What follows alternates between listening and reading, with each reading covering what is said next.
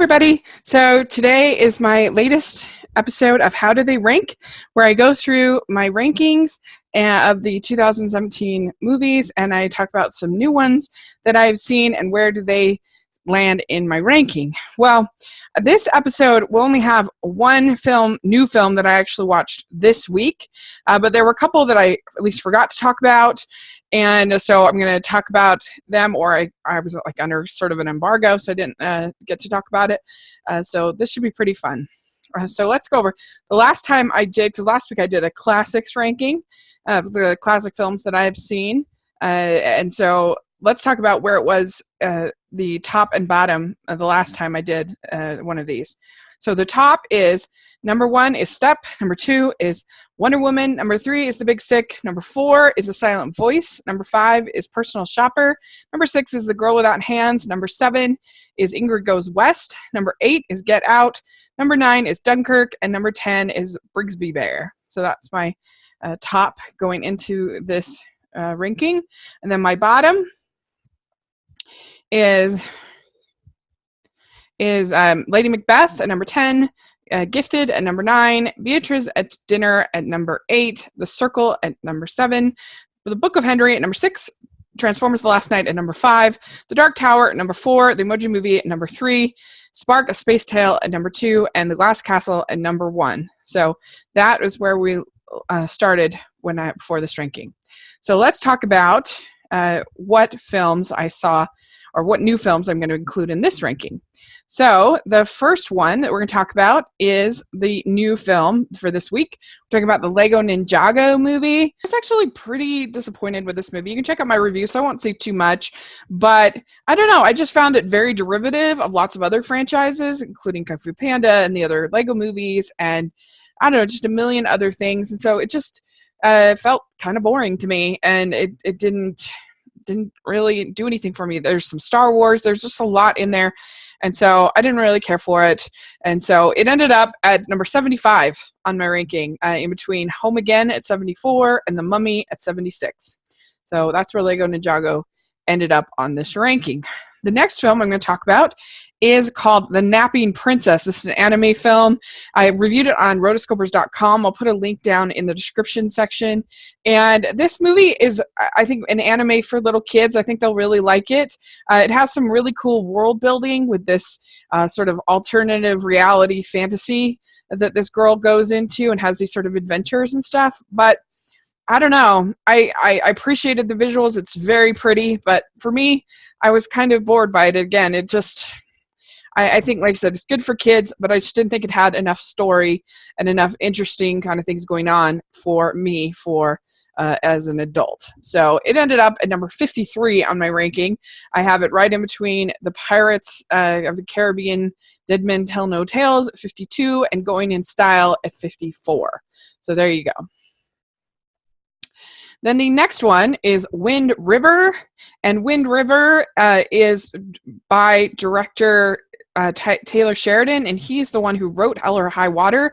And I think that that's probably its greatest flaw, is that it's not close to as good as Hell or High Water was, which was, I think, just about perfectly executed as far as the characters, the writing, and the sense of place. And I think that he does a really good job of capturing a sense of place with this investigation by Jeremy Renner's character is a Parks and Rec hunter guy, and Elizabeth Olsen is the FBI investigator, and it's a pretty entertaining mystery and a very sense of cold, a sense of place. I liked it, but I did feel like it was frustrating that all of the women were kind of either stupid or victims one way or another, which was frustrating for me. And so I don't know. So it ended up at number 44 on my ranking. It's right in between My Cousin Rachel, which was at 43, and Everybody Loves Somebody at 45. So there you go for that ranking. And then there's a couple indie animated films we're going to talk about. I saw the movie Window Horses, and I reviewed this on Rotoscopers also.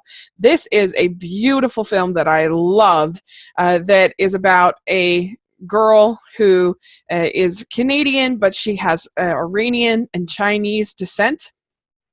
And she gets the opportunity to go to this Iranian poetry festival. Does this, she becomes more aware of her family, of her father, and it's just a really beautiful, of her culture, of her history, of poetry, all the stuff that she learns. I really, really, really liked it. It's got a beautiful art style.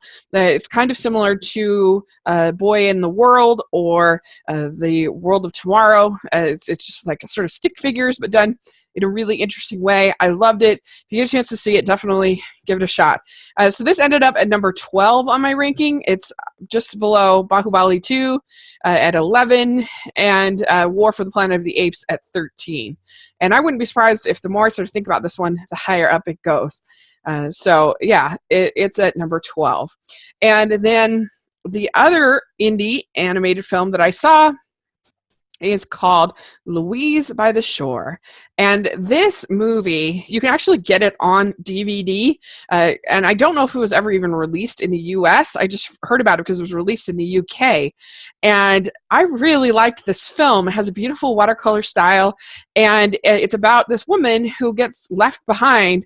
There's this island that is just for, it's just a resort island.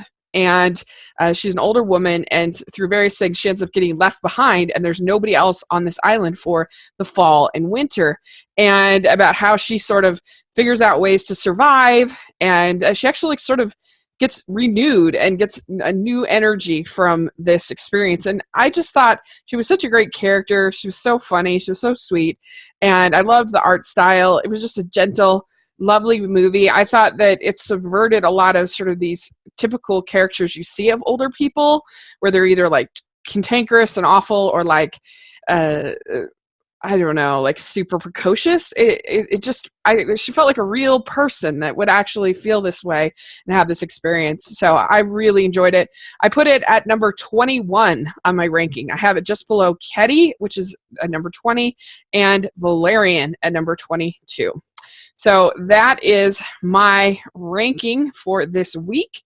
And the top and bottom didn't change at all for this week. We have the top is Step at number 1, Wonder Woman number 2, Big Sick at number 3, A Silent Voice at 4, Personal Shopper at 5, The Girl Without Hands at 6, Ingrid Goes West at 7, Get Out at 8, Dunkirk at 9, and Brigsby Bear at 10.